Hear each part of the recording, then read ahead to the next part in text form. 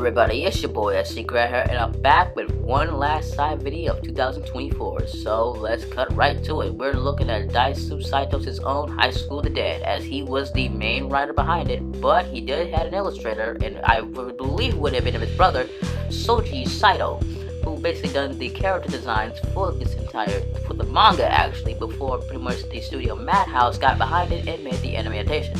You can tell that his artwork is on point, but once again, without further ado, let's cut into what I thought about this show.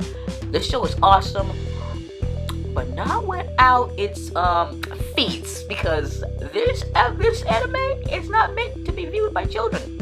Because you can tell that even though we got Alice as a 7-year-old that the entire group of survivors have saved, is 7 years old. And there's a reason, there's certain parts that were not fine by today's standards, but this anime had everything that you would expect from something as simply as Japanese high schoolers trying to survive a zombie outbreak without dying. And I repeat, without dying, because the show concluded and in a way that it left me a bunch of questions. But once again, these survivors, and I'm going to say this, and I'm going to come clean with all of you, I'm most likely going to butcher some of these names. So I'm going to refer to them by their first names from the English dub of it. So we have Takashi, Rei, Saiko, Saya, Koda, Shizuka, and Alice, and the little dog Zeke. And yes, I will refer to them by their first names, because if I say their full names, then I'm going to be butchering them, because come on, man. You expect me to basically know all these characters, but once again, I know what they look like, but their last names, some are easy to understand, others are like, oh my god, I'm going to butcher it. But yeah, the fact that an entire high school has been fitted with the undead, and it turns out it was not just a school, but the entire city of Tokunoshu that pretty much under the outbreak. But that's even worse, because the entire world got infected by this thing. It felt like it's basically The Last of Us before The Last of Us was even a thing.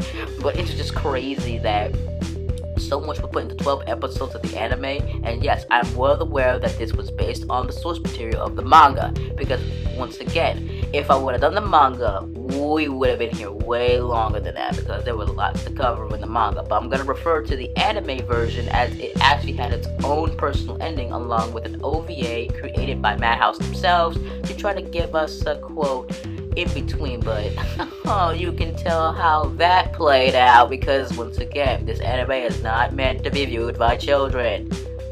But oh boy, man, everything that went on in all 12 episodes was just crazy.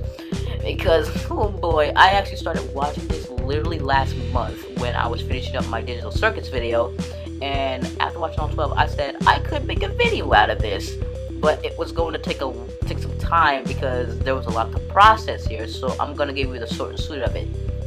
The fight scenes, or should I say, well, pretty much action / fight scenes you would call it, would have been the highlights. There were moments that made me want to say, yep, the fan service is here, because this anime is full of fan service. Because if you even read the book, the fan service is there too, and there's no doubt about it, man. Because I do have the full manga, all 7 volumes, fully colored and translated.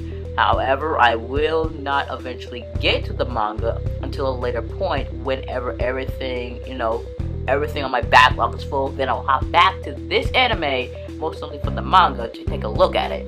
But once again, things are subject to change, and I may or may not be able to get to it whenever I have the time to do it. Because once again, I really, really enjoyed this franchise. I even did 2 reruns. I basically had to rewatch all 2 episodes at least 2 to 3 times to get a grasp of it. The fan service is there if you have not even tried to look away, because once again, it's there. You got a bunch of high schoolers and even the school nurse trying to survive a goddamn outbreak, because everybody has their feats, whether it's range combat, melee combat, anything, to try to keep the undead off their backs.